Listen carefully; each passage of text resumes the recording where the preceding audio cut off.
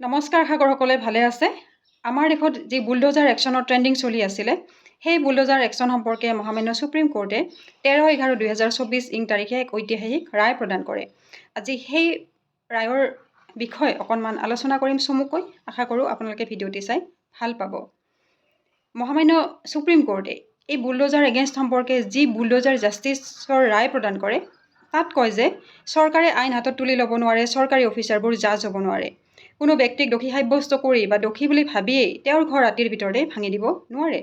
যদি কোনো ব্যক্তিয়ে কিবা দোষ কৰে বা অপৰাধ কৰে তেওঁৰ বিৰুদ্ধে আদালতত গোচৰ দিয়ক আইনী প্ৰক্ৰিয়াৰে তেওঁৰ বিচাৰ হওক আৰু সেই বিচাৰত তেওঁৰ যি শাস্তি হয় সেইখিনি তেওঁ পাব আমাৰ ভাৰতবৰ্ষত কালেক্টিভ পানিছমেণ্টৰ ব্যৱস্থা নাই ইণ্ডিভিজুৱেল পানিছমেণ্টৰহে ব্যৱস্থা আছে যদি কোনো ব্যক্তিয়ে দোষ কৰে আৰু সেই দোষত বা সেই অপৰাধত আইনে তেওঁক যাৱজ্জীৱন কাৰাদণ্ড বা মৃত্যুদণ্ড পৰ্যন্ত দিয়ে সেই মৃত্যুদণ্ড অকল সেই দোষ কৰা ব্যক্তিজনকহে দিব তেওঁৰ পৰিয়ালক নিদিয়ে বা মৃত্যুদণ্ড হ'ব পৰা অপৰাধ কৰিলেও তেওঁৰ কিন্তু ঘৰটো ভাঙি দিয়া নহয় কাৰণ এখন ঘৰত সেই দোষীজনেই নাথাকে তেওঁৰ সন্তান থাকিব পাৰে তেওঁৰ বৃদ্ধ পিতৃ মাতৃ থাকিব পাৰে বেমাৰী লোক থাকিব পাৰে বা তেওঁৰ পৰিয়ালৰ আন আন সদস্যসমূহো থাকিব পাৰে আমাৰ ভাৰতীয় সংবিধানৰ আৰ্টিকেল 21ত ৰাইট টু শেল্টাৰৰ কথা আছে য'ত আমাৰ ভাৰতীয় নাগৰিকৰ প্ৰত্যেকেই নিজৰ নিজৰ বাসস্থানত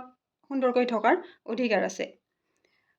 গতিকে চৰকাৰে কাকো দোষী সাব্যস্ত কৰি পেলাই তেওঁৰ ঘৰ ভাঙি দিব নোৱাৰে মহামান্য সুপ্ৰিম কোৰ্টে চৰকাৰৰ বাবে এখন গাইডলাইন প্ৰস্তুত কৰিছে সেই গাইডলাইনত বহু কথাই উল্লেখ আছে কিন্তু তাৰে মূল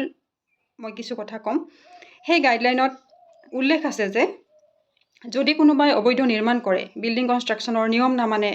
আইন নামানে তেতিয়াহ'লে তেওঁক 15 দিনৰ সময় দি পেলাই এখন চকজ নটিচ দিব লাগিব সেই নটিচত উল্লেখ থাকিব লাগিব যে তেওঁ কি ল ভংগ কৰিছে কি ৰুল ভংগ কৰিছে যাতে সেই 15 দিনত তেওঁ আইন আদালতৰ আশ্ৰয় লৈ পেলাই নিজৰ ক'বলগীয়াখিনি ক'ব পাৰে নিজৰ জবাব দাখিল কৰিব পাৰে যদি কোনোবাই অবৈধ নিৰ্মাণ কৰে আৰু যদি বুলডোজাৰ একশ্যন কৰাৰ বাবে পাৰ্মিশ্যনো পায় তেতিয়াহ'লে সেই ঘৰটো ভাঙোতে ভিডিঅ' কৰিব লাগিব আৰু তাৰ ৰিপৰ্ট আদালতত দাখিল কৰিব লাগিব ঘৰ এখন সকলোৰে সপোনৰ হয় অত্যন্ত কষ্টেৰে এখন ঘৰ বন্ধা হয় গতিকে কাৰোবাৰ দোষৰ বাবে সেই ঘৰখন ভাঙি দিয়াৰ অধিকাৰ চৰকাৰৰো নাই সকলোৱে সুৰক্ষিত থাকক সাৱধানে থাকক আকৌ নতুন নতুন ভিডিঅ' লৈ আহিম আপোনালোকৰ মাজত ধন্যবাদ